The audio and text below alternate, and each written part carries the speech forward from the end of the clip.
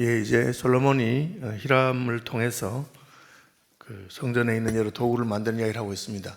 성막을 만들 때는 모세 시대에 부사렐과 오홀리압이라고 하는 장인이 있었는데, 이번에는 히람이라고 하는 장인이 성막에서 있었던 그 기구들을 다시 다 만듭니다. 그 기구가 오래되었고 낡았는데 다시 만들지 아니한 것은 언약궤는 그대로 둡니다. 그리고 쭉 살펴보면 그 금향단 있는데 향단은 따로 만들지 않은 것처럼 보입니다. 어쨌든 성전을 만들면서, 성전 건축하면서 성막에서 사용했던 물건들을 다시 새롭게 다 만들게 됩니다. 그 성막에 사용한 물건의 많은 부분은 소모품처럼 오래 쓰면은 낡아지거나 또 부서지거나 하기 때문에 그렇게 새롭게 만든 것으로 보입니다. 크게는 놋으로 만든, 놋 혹은 청동으로 만든 물건들이 있는데, 주로 성소 밖에, 성소와 지성소가 있는 그 밖에 성전 뜰에 주로 놓는, 뜰에서 사용하는 물건들은 놋으로 만들었고, 그리고 성소와 지성소에 있는 물건들은 금으로 만든 것을 보게 됩니다. 그래서 놋으로 만든 기구들, 그리고 성전 내부에 금으로 만든 기구들, 그리고 마지막으로는 다윗 왕이 성전 짓는 것을 사모해서 미리 만들어 놓은, 우리가 옛날 같으면 딸이 시집 갈 때를 위해서 미리 혼수품을 사놓고 그릇도 사놓고 하는 게 있잖아요. 다윗 왕이 미리 준비해 놓은 것들을 성전에 다 넣는 것, 그 세 가지 내용이 오늘 본문에 기록되어 있습니다. 40절 보겠습니다. 히람이 또 물두멍과 부삽과 대접들을 만들었다. 이 물두멍에 1번 해놓고 난회주, 얘는 역대하 4장 12절에는 소치라고 되어 있다, 그렇게 되어 있습니다. 그래서 사실은 소치 맞는 것 같아요. 왜냐하면 물두멍은 이 앞에 나오기 때문에, 이 물두멍과 그리고 받침술에 관한 이야기 지난 토요일 했는데 미리 다 나옵니다. 그런데 여기 부삽과 대접은 이렇게 제단에 제사를 지내고 그 제를 푸고 또 그 피를 받고, 그 소치, 그 제를 담아서 옮기는 것이기 때문에 역대하와 비교해 보면 이게 소치 맞는데 11개는 이렇게 물두멍으로 되어 있어요. 이게 아마 뺏기는 사람들이, 처음 성경에는 소치였는데 뺏기는 사람들이 뺏기다 보면 앞에 물두멍이 나오니까 자기도 모르게 물두멍으로 뺏겼지 않겠느냐. 누군가 잘못 뺏겼는데 그것을 그 다음 사람들이 뺏길 때 함부로 고칠 수 없기 때문에 실수로 이렇게 잘못된 건 있지만 자기가 이상하다 싶어도 그대로 그냥 합니다. 그래서 우리가 성경이 원본은 없고 원본을 뺏긴 사본만 있기 때문에 사본에서는 이런 약간 착각이나 혹은 잘못 뺏긴 것이 있을 수 있다고 봅니다. 그런데 수많은 사본들을 우리가 비교하면서 원본을 추측하고 하기 때문에 그래도 그 틀린 내용이 0.1%도 안 되고 그것이 우리의 계시를 받는 어려움이 없습니다. 하나님께서는 다만 무슨 신비한 마술적인 방법으로 이렇게 무조건 틀리지 않도록 한다, 그렇게 하지 않았습니다. 하나님께서는 계시를 주셨고 그 계시를 전달합니다. 이를테면 오늘 설교하는 사람들이 설교할 때도 설교 시간에 실수하기도 하고 혹은 잘못 말하기도 합니다. 그러나 그것 때문에 하나님의 가르침이 전체적으로 틀린 것은 아닙니다. 그래서 11개 역대기를 비교해 볼 때 저는 이게 난회주에 있는 역대하 4장 11절에는 소치라고 되어 있다, 똑같은 내용이 기록되어 있는데 그게 소치라고 되어 있습니다. 그래서 히람이 솥과 부삽과 대접을 만들었다, 그렇게 하는 것이 더 문맥상 맞다고 생각합니다. 왜? 물두멍은 이미 앞에 언급했기 때문에. 그 물두멍은 제사장들이 손을 씻는 것 혹은 나그네들이 손을 씻는 것이고, 솥과 부삽과 대접들은 제사를 지낸 다음에 재를 퍼서 담고 피를 담고 하는 겁니다. 그래서 그런 것으로 봐도 이 뒤쪽이 맞는 것처럼 보입니다. 그 다음에 성전뜰에 있는 다양한 기둥 이야기가 나옵니다. 여기 사실은 40절까지가 그 놋으로 만든 이야기, 물두멍, 받침술에 그 앞에 뭐 바다 뭐 다 끝나고요. 그걸 다시 한번 정리하는 것이 41절부터입니다. 곧 40절 마지막에 솔로몬 왕을 위하여 여호와의 전에 모든 일을 마쳤으니, 히람이 솔로몬 왕을 위하여 모든 일을 마쳤으니 곧 하고 설명이 나옵니다.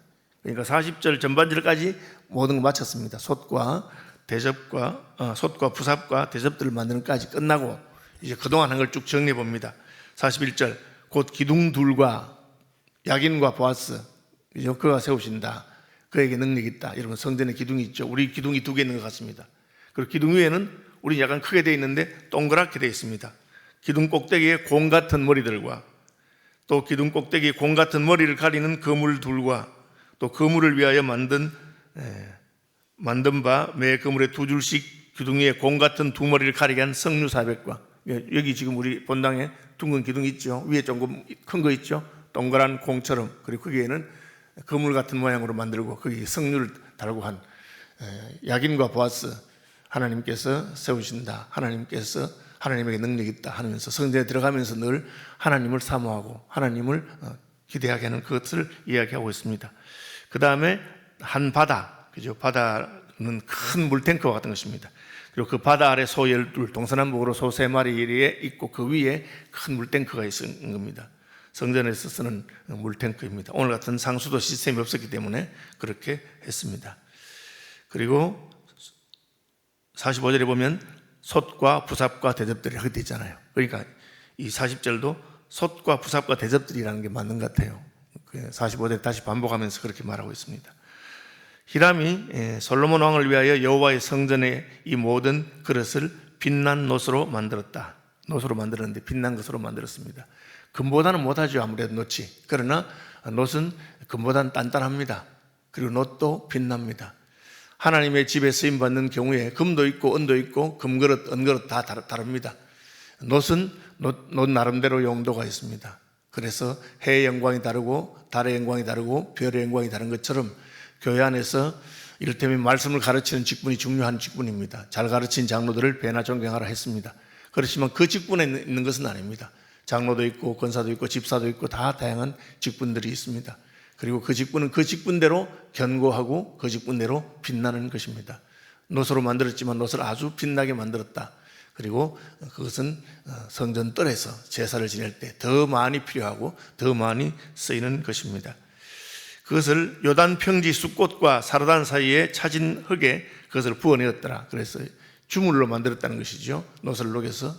그래서 주물을 만들려면 주물 틀이 중요한데 주물 틀은 진흙으로 만드는데 그 흙이 아주 미세해야 됩니다. 그래서 오늘날로 말하면 우리가 조각할 수 있는 그런 미세한 흙, 규조토 같은 것을 말합니다. 요단강 가에 그런 흙이 나오는 곳이 있었습니다. 이 이야기는 이 히람의 그 기록이라든지 성전의 기물 기록이 그냥 상상 속에서 누가 지어낸 거짓말이 아니고 실제로 역사적으로 있었던 것을 말합니다. 우리가 역사 사례를 보면서 그것이 사실일까 거짓말을 할 때는 그 내용을 살펴보면 됩니다. 그래서 그 당시에 실제로 그런 일이 없었더라면 이렇게 표현하기 힘들다, 그런 표현입니다. 요단강의 어느 지역에 이런 규조토, 차진 흙이 나왔다. 혹은 오늘날 고령토 하는 거 있잖아요. 도자기 만드는 그런 흙이 나오는 지역에서 만들었다. 그 다음에 기구가 심이 많으므로, 이 말은 성전에서는 아까 말한 몇 종류 안 되잖아요. 부삽, 솥, 대야 이렇게 해도 많지 않은 것 같습니다. 그런데 그것은 소모품이기 때문에 계속해서 이제 불이 닿고 또 성전에 사용하다 보면은 이제 부서지기도 하고 낡기도 합니다. 그래서 그것을 미리 많이 만들어 두었습니다. 솔로몬이. 나라가 부유하고 또 하나님 갈 때 그냥 언제든지 계속해서 제사를 드릴 때 어려움이 없도록. 그래서 오늘날 같이 금방 만들 수 있는 시스템이 아니니까 그래서 부족해지면 또 만들어 채우고 그렇게 하는 시스템으로 미리 많이 만들었는데 그 논무게를 능히 측량할 수 없었다. 어마어마하게 만들어 두었다 하는 것을 말하고 있습니다. 주시는 교훈은 무엇입니까? 성전 밖에서 쓰이는 것은 놋으로 만들었다. 금은 아니지만 놋도 귀한 것이고 놋도 아름답게 연마해서 빛나게 만든 것을 알 수가 있습니다. 그리고 그것은 세월이 지나면 또 달아 없어지기나 하기 때문에 새롭게 계속해서 조달해야 되는 것입니다. 우리의 신앙도 그냥 하나님 앞에서 계속 지속적으로 은혜를 받아야 됩니다. 제가 늘 하는 말로 젊은 시절의 은혜로 평생을 살려고 하면 안 되고 어제의 은혜로 오늘을 살려고 하면 안 됩니다. 오늘의 일용할 은혜를 날마다 주님께 나아가고 그렇게 해야 되는 것을 말할 수 있습니다.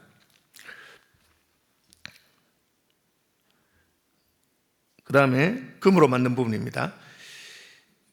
48절 솔로몬이 또 여호와의 성전의 모든 기구를 만들었으니 곧 금단과 진설병의 금상과 내소 앞에 좌우로 5씩 둘 정금 등잔대며 또 금꽃과 등잔과 불집게며 정금 대접과 불집게와 주발과 숟가락과 불 옮기는 그릇과 내소 곧 지성소 문의 금돌적이와 성전 외소 문의 금돌적이라고 되어 있습니다.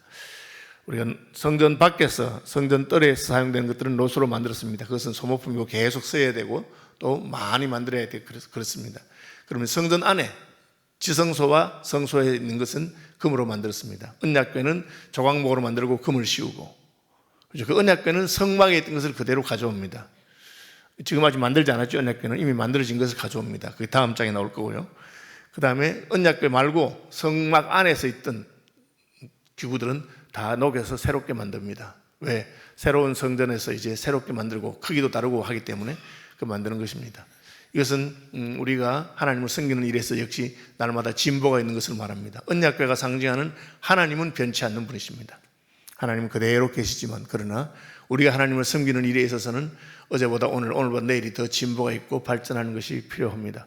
계시의 역사로 봐서도 하나님께 대한 계시가 구약의 아브라함이나 노아나 구약의 선지자들보다 신약으로 가면 더 분명하고, 그래서 예수님이 여자가 낳은 자 중에 세례요한보다 큰 자가 없다 그렇게 했습니다. 그것은 세례요한은 메시아를 직접 보고 했기 때문에.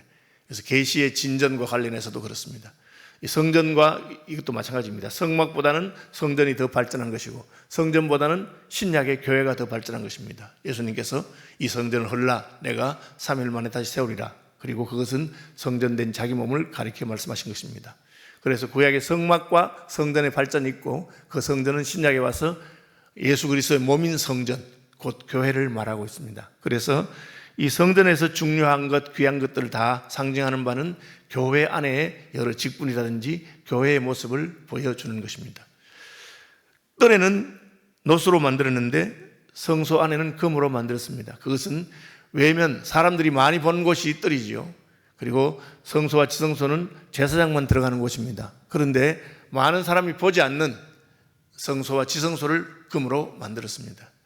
이것은 우리 그리스도인들이 사람들에게 보여지는 부분도 노수로 빛나게 아름다워야 하지만 그 속으로 들어가면 더 빛나고 귀중한 금과 같은 것이어야 하는 것을 말합니다.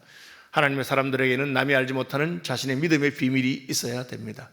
그래서 남들이 나에 대해서 아는 것 말고 나와 주님만 아는 은밀한 교통과 또 헌신과 남 모르는 충성 같은 것이 있는 것이 더 중요합니다. 그것은 금으로 만들어진 것이고, 특별히 문을 이렇게 문 돌적이, 여러분 문의 경첩입니다.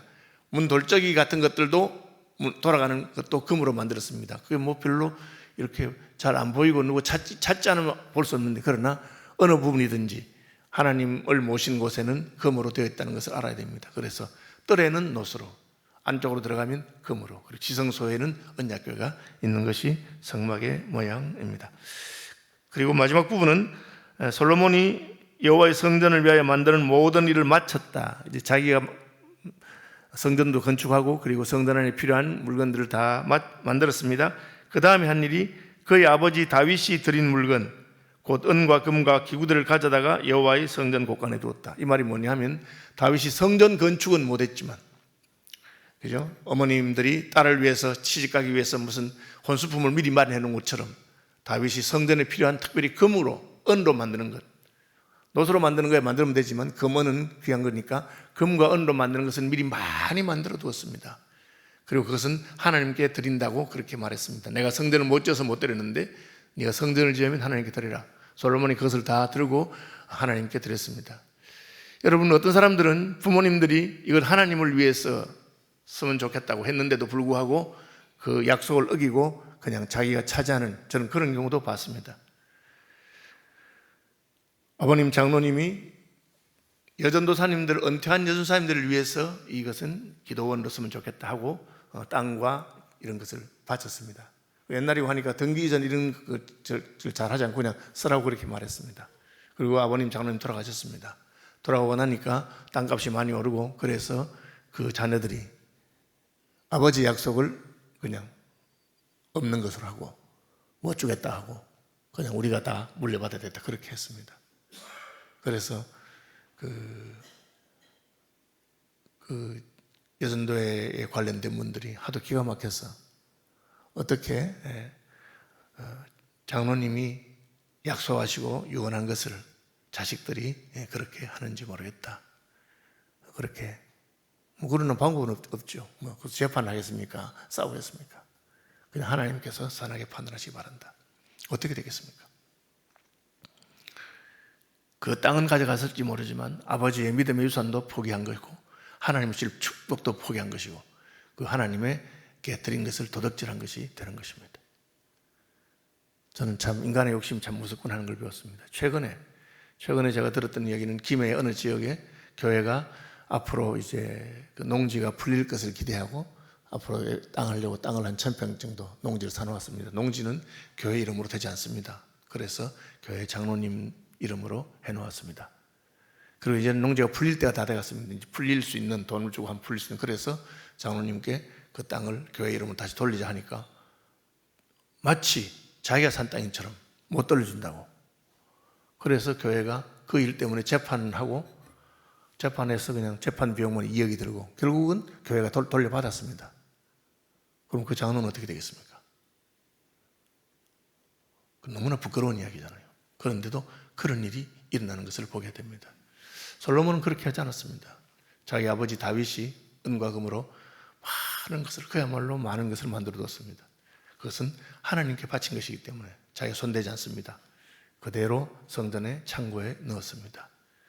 그걸 통해서 솔로몬은 아버지의 신앙을 이어받은 것이고 또한 아버지의 축복을 이어받게 되는 것입니다. 이제 우리가 하나님 일을 하다 보면은 의의가 없는, 오늘 본문에 나오죠, 의의가 없는 그런 일들을 하는 분들이 혹 있습니다. 여러분, 그렇게 해서는 안 됩니다. 마무리합니다.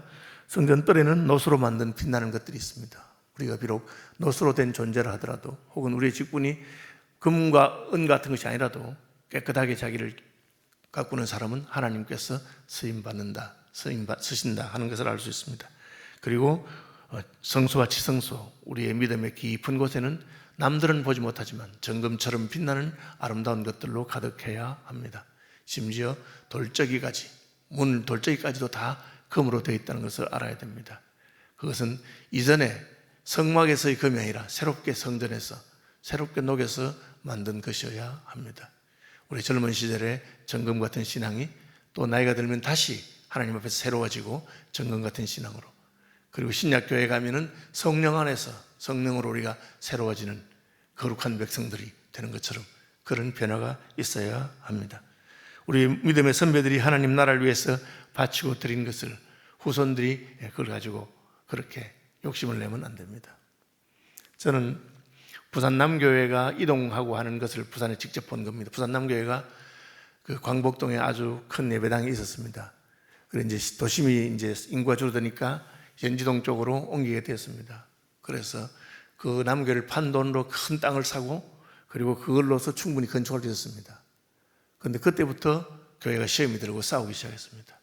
얼마나 오랫동안 고생했는지 모릅니다. 제가 그 옆에 있으면서 깊이 묵상하고 무엇이 잘못되었을까 제가 생각해 보니까 남교회가 그 광복동에 지어놓았던 그 예배당은 믿음의 선배들이 자기들이 헌신해서 한 것입니다. 후배들이 예배당 옮기면서 자기들은 헌신하지 않고 그거 싹 팔아가지고 그냥 하면 된다. 그 태도가 잘못되었다고 생각합니다. 그리고 광복동에는 교회당이 한번 떠나면 다시는 못 들어오는 곳입니다. 팔면 그것이 무슨 술집이 될지 카바레가 될지 모르는 곳입니다. 저는 그런 곳이었다면 그곳은 하나님께서 기뻐하는 일을 위해서 혹은 교회를 위해서 대구 제1교회당이 옮길 때 옛날 예배당 그대로 두었습니다. 그것은 근대 기독교 역사 유적 두고 그리고 다시는 또 새롭게 그렇게 했으면 얼마나 좋았을까 그런 생각이 많이 듭니다. 여러분, 우리 선배들이 한 것을 우리가 거저 먹으려고 하면 안 되고 그것은 하나님께 다 드린 것이고 우리는 우리가 새롭게 또 하나님 앞에 헌신하는 것이 필요합니다. 하늘에 계신 우리 아버지의 이름을 거룩하게 하시며 아버지의 나라가 오게 하시며 아버지의 뜻이 하늘에서와 같이 땅에서도 이루어지게 하소서.